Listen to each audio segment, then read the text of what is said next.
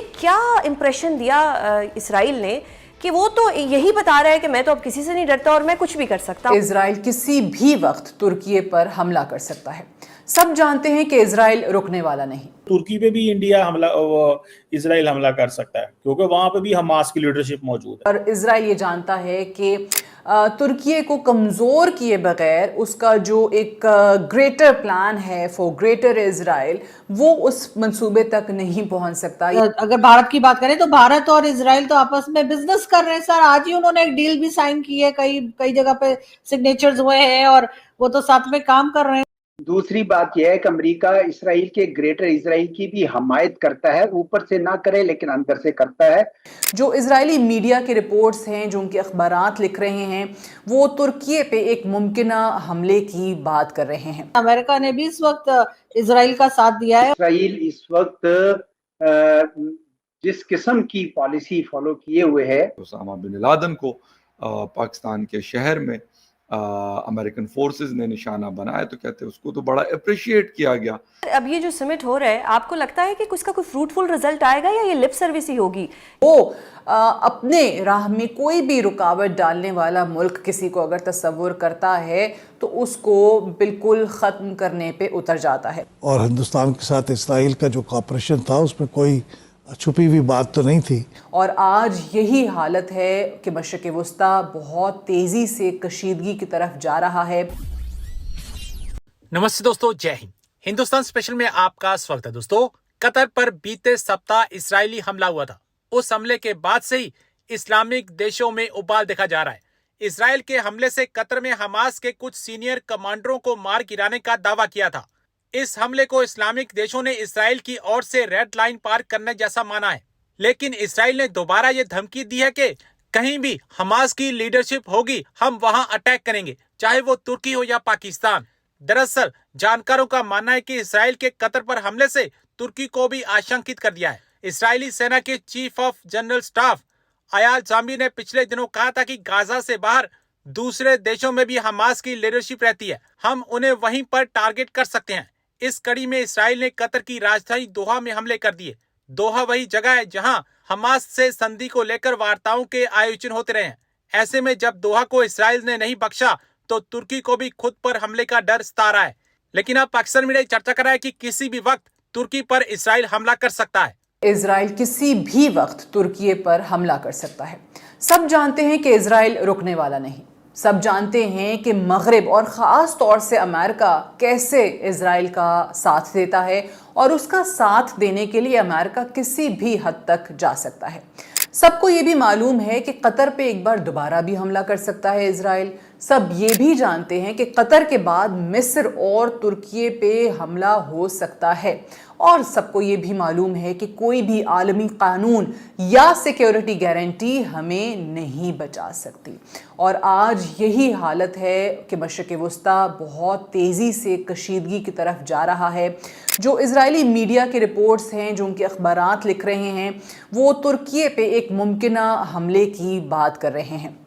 لیکن اصل چیز یہ ہے کہ ترکی پہ حملہ کرنا یا اس کے کانسیکوینسز ماضی میں مشرق وسطیٰ کے کسی بھی ملک پہ حملہ کرنے سے بہت مختلف ہو سکتے ہیں.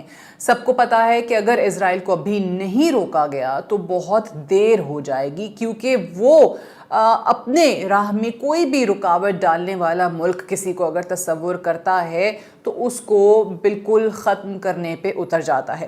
اچھا, ریسنٹلی جو کچھ ایرانی انٹیلیجنس خبریں ہمارے سامنے آئیں اور اس میں یہ بتایا گیا کہ ایران نے آلریڈی انفارم کر دیا ہے کہ کس طریقے سے یہ اسرائیل کا پلان ہے. اور اس کے بعد ہم نے دیکھا ہے کہ جی چاہے ترکی ہے, چاہے سعودی عربیہ ہے, چاہے مصر ہیں, وہ تمام کے تمام ممالک ہائی الرٹ ہیں. اسامہ بن لادن کو پاکستان کے شہر میں امریکن فورسز نے نشانہ بنایا تو کہتے ہیں اس کو تو بڑا اپریشیٹ کیا گیا. افغانستان کے اوپر امریکہ نے حملہ کیا تو اس کو بھی اپریشیٹ کیا گیا ویسٹرن ورلڈ میں. تو اس لیے ہمارے اس کام کو بھی اپریسیشن ملنی چاہیے. اب پتہ نہیں کتنے لوگوں نے کی یا نہیں کی, یہ تو دوسری طرف ٹاپک چلا جائے گا, لیکن کچھ ویسٹرن ورلڈ نے کہا کہ غلط ہے, یہ نہیں ہونا چاہیے تھا, یہ ٹھیک ہے, ہو گیا. اچھا اس کے بعد پھر ایک ہنگامی اجلاس کی اناؤنسمنٹ کی گئی کہ ایک ہنگامی اجلاس بلایا جائے اور پھر اس سے یہ ہوگا کہ شاید ایک بہت بڑا پریشر جو ہے وہ ہم کریٹ کر لیں گے یہ اسرائیل کے اوپر. لیکن مجھے تو لگ رہا ہے کہ ایسا کچھ بھی نہیں ہوا. لوگ اکٹھے ہو گئے اور وہ جو ہے دوحہ میں انہوں نے اس جسے کہتے ہیں کہ اس میٹنگ کو ہوسٹ کیا. لیکن ایشو یہ ہے کہ اس کے بعد کیا چیزیں ایسی ہوئی.